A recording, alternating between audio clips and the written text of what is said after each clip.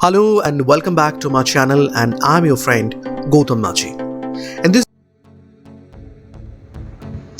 this video I'm going to talk about how to write substance or summary.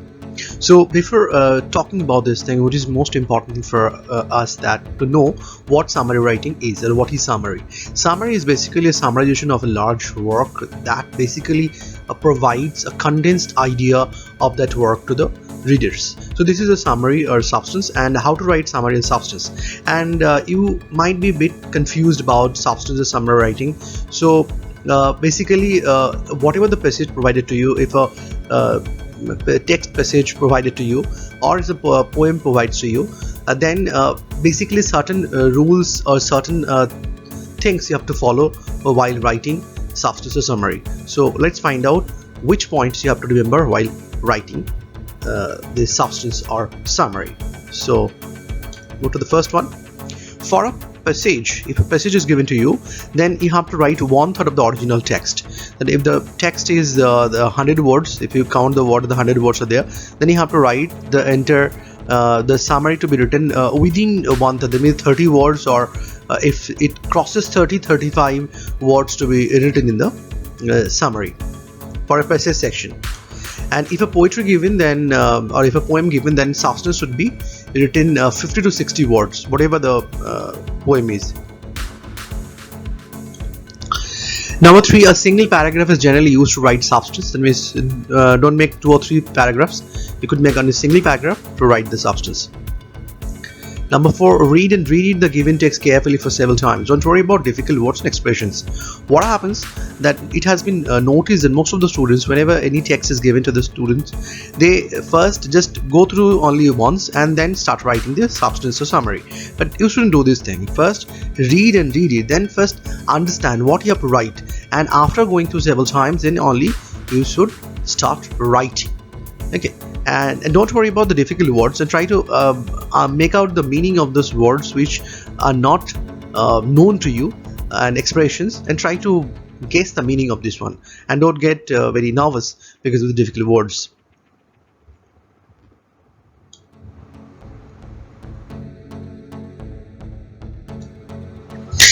Number 5, try hard to understand the central idea of the keynote of the passage. In case of poetry, try to grasp the inner thought. So it is also very important, the central idea or keynote of the passage you have to understand, and for poetry you have to grasp the inner thought. 6, it should be written in third person. That it shouldn't be written that first person, I and we, but it should be written in third person, that he, she, they, in this way. Write a draft of the substance before making final. It is very important thing, right, that whenever you go for the final one, make it a rough one, and then find out that how your substance is standing out. If your substance is really good, if you find this is one good one, or if you would like to make any changes, you can make it in the rough section. But after making the rough one, then you can make it the final version. But don't go for the final version at the first attempt. So make it the rough first, then go for the final section. Number 8, don't use example used with the given text in the substance. So in the given passage, if any example or many examples have been used, so don't use those examples in the summary, because summary should be given the exact gist to what is conveyed in this text. So try to avoid this kind of examples provided in the given text.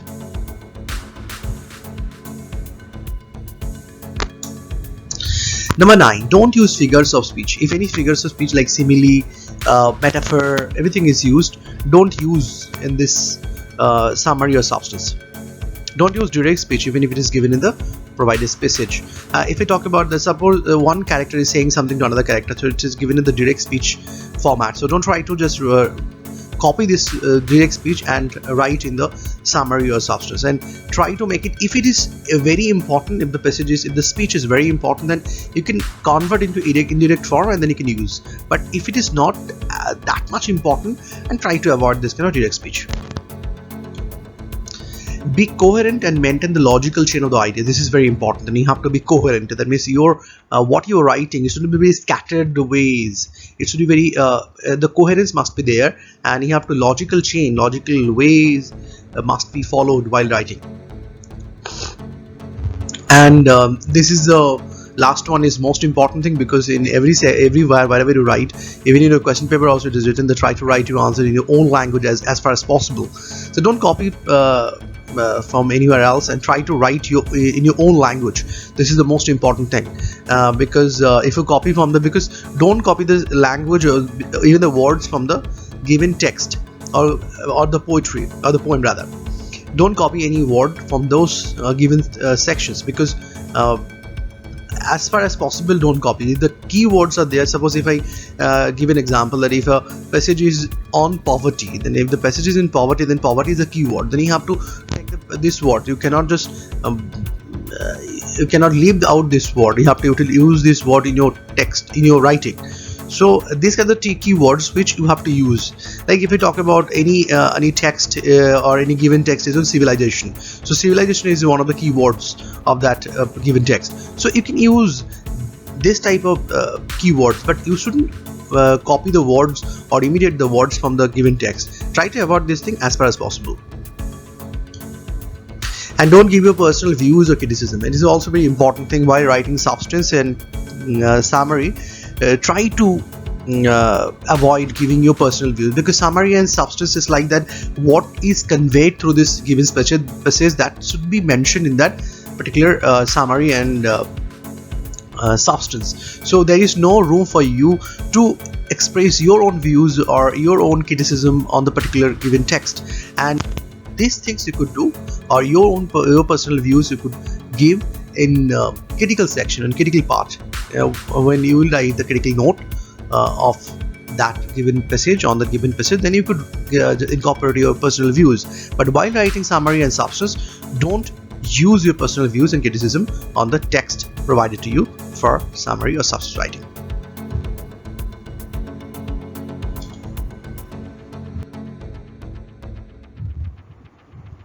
So critical comment of prose passage. If prose passage is given, then how to write critical comment on it.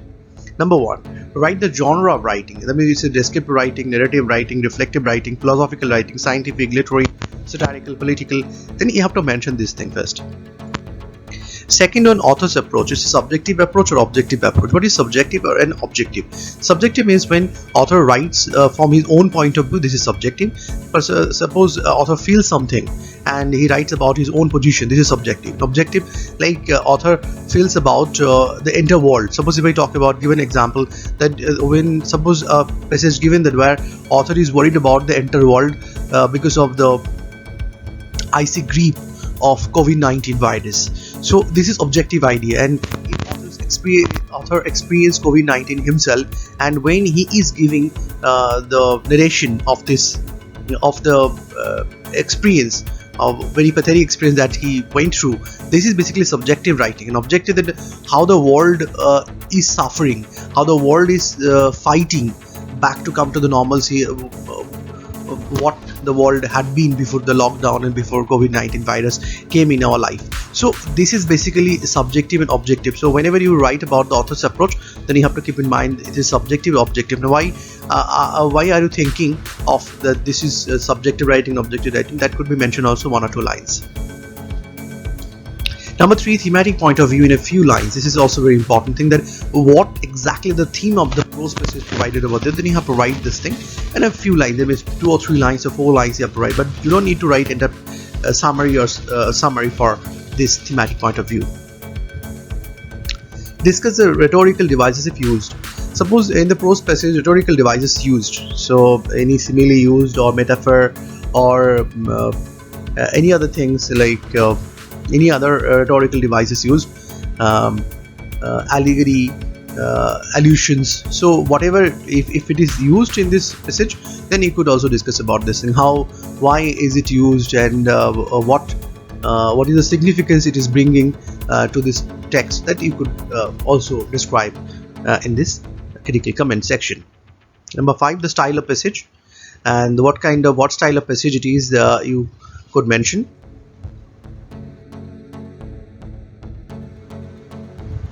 Now critical note for a poem.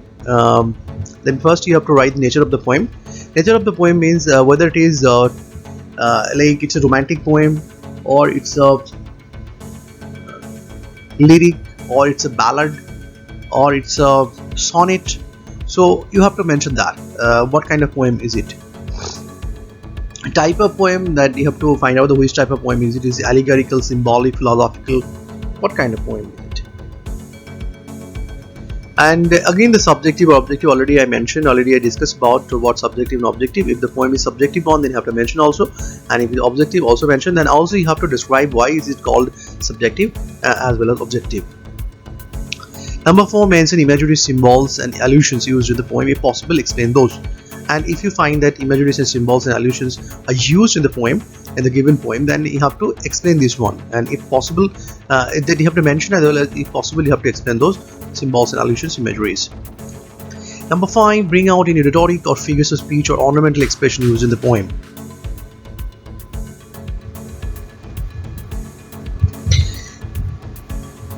And number 6, clarify the style of the poem, whether the lexicon, choice or selection of the words is lucid, complex, large phrase, or free flow. And one thing that I also I forgot to mention in summary section, critical note, that style of the section, that in the last section, which is a style of the narration or the style of the prose, that is, you have to use it, what kind of sentence construction also you have to mention over there. Like it's a simple sentence is used by the author, or it's complex sentence, or the words chosen for the text, like it's a very difficult words, it's bombastic words used there or not. So all these things you can incorporate in that section, that summary section, or critical note of the summary. And critical note for a poem is that you have to clarify the style of the poem that I already mentioned over here, whether this is a lexicon, the choice for selection of the words is lucid, complex, large phrase, or free flow, that you have to mention over there.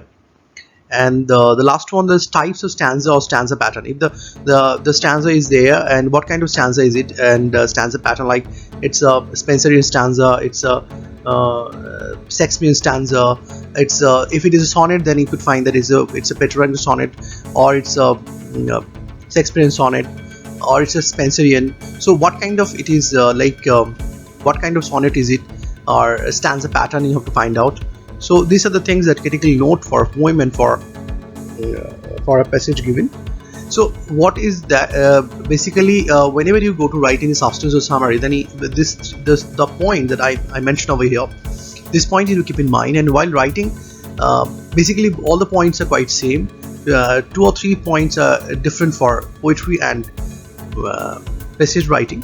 And if you go for critical note, then you have to also remember those points that I have mentioned over here. While writing a critical note for a poem, while writing critical note for a given text, you have to keep those things in mind to write a quite good critical note for a poem as well as for a given text.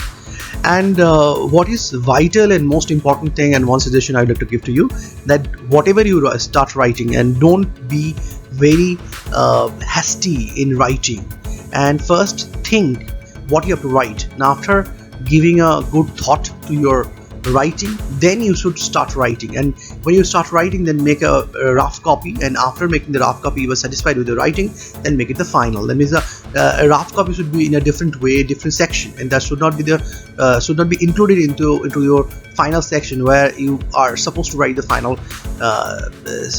output of your writing. That means I'm talking about this the summary. So this final section, rough section, you should use for making it a rough work, and then the final output to be written in a different section that should be separated. So in this way, if you try, I hope that the desirable things, desirable output that you would like to have, and I think that you could easily achieve that. So this is for today. I hope that I have tried my best to make you understand. If you have any other question apart from this thing, if you are not able to understand, if you have any other questions at the unfathomable depth of your heart, you're always welcome to just put your question in the comment box, and I'll be there to answer your queries. So that's all for today, and I'll be coming with another videos very soon. Till then, tata, bye bye.